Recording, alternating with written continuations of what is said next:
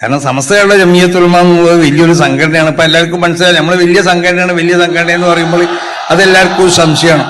ഇപ്പൊ എല്ലാവർക്കും മനസ്സിലായില്ലേ, സംഘടനന്റെ വലിപ്പം മനസ്സിലായാലും എല്ലാവരും ഇവിടെ കൂടിയതൊക്കെ സമസ്തന്റെ മക്കളാണ്. അല്ലാതെ ഏതെങ്കിലും ഒരു വിദേഹത്തുകാർ ഇവിടെ കൂടിയിട്ടുണ്ടാവൂല, അല്ലെങ്കിൽ ഏതെങ്കിലും ഒരു കള്ള തരീഖത്തുകാർ ഇവിടെ കൂടിയിട്ടുണ്ടാവൂല. കാരണം അവർക്കൊന്നും കൂടാൻ കഴിയൂല. അപ്പൊ സമസ്ത കേരള ജംഇയ്യത്തുൽ ഉലമയുടെ മക്കളാണ് ഇവിടെയൊക്കെ കൂടി. സമസ്ത കേരള ജംഇയ്യത്തുൽ ഉലമയിൽ നിന്ന് താൽക്കാലികമായി വിട്ടുനിൽക്കുകയോ അല്ലെങ്കിൽ വിട്ടു നിർത്തപ്പെടുകയോ ചെയ്തതായ വ്യക്തികളോ അല്ലെങ്കിൽ സംവിധാനങ്ങളൊക്കെ ഉണ്ടെങ്കിൽ അവരൊക്കെ ആവശ്യമായ നിലക്ക് സംഘടനയുമായും കൊണ്ട് ബന്ധപ്പെട്ട് ആ പ്രശ്നങ്ങൾ തീർക്കാൻ വേണ്ടിയിട്ട് മുന്നോട്ട് വരണം എന്നുള്ളതാണ് പറയാനുള്ളത്. അപ്പോൾ അങ്ങനെ ചില സംവിധാനങ്ങളൊക്കെ സമസ്ത കേരള ജംഇയ്യത്തുൽ ഉലമ വിട്ടു നിർത്തിയിട്ടുണ്ട്. അത് വിട്ടു നിർത്തിയത് അത് പ്രശ്നം പരിഹരിച്ചുകൊണ്ട് സമസ്ത കേരള ജംഇയ്യത്തുൽ ഉലമയിലേക്ക് അവർ തിരിച്ചു വരണം എന്നാണ് അവരോടും പറയാനുള്ളത്. വ്യക്തികളാണെങ്കിലും അങ്ങനെ തന്നെ.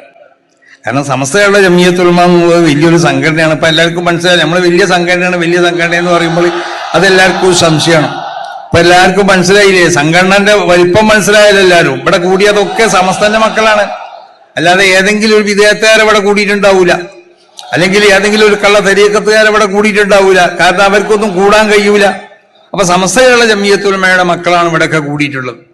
അപ്പൊ അതൊരു വലിയ സംഘടനയാണ്. അതിനെ നിസ്സാരമാക്കാൻ വേണ്ടി ആരും മെനക്കെടരുത്, അതിനെ വേദനിപ്പിക്കാൻ വേണ്ടി ആരും മെനക്കെടരുത്. ഒത്തൊരുമിച്ച് പോകാൻ വേണ്ടി എല്ലാവരും ശ്രമിക്കണം എന്നാണ് ഈ അവസരത്തിൽ എല്ലാവരും ഉണർത്താനുള്ളത്.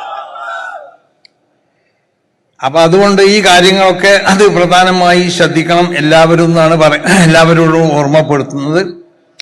പിന്നീട് ഇവിടെ ചില പ്രത്യേകമാവുന്ന പദ്ധതികൾ സമസ്ത കേരള ജംഇയ്യത്തുൽ ഉലമ 100ാം വാർഷികത്തോട് അനുബന്ധിച്ചു കൊണ്ടിട്ട് തീരുമാനിച്ചിട്ടുണ്ട്. അതിലേറ്റവും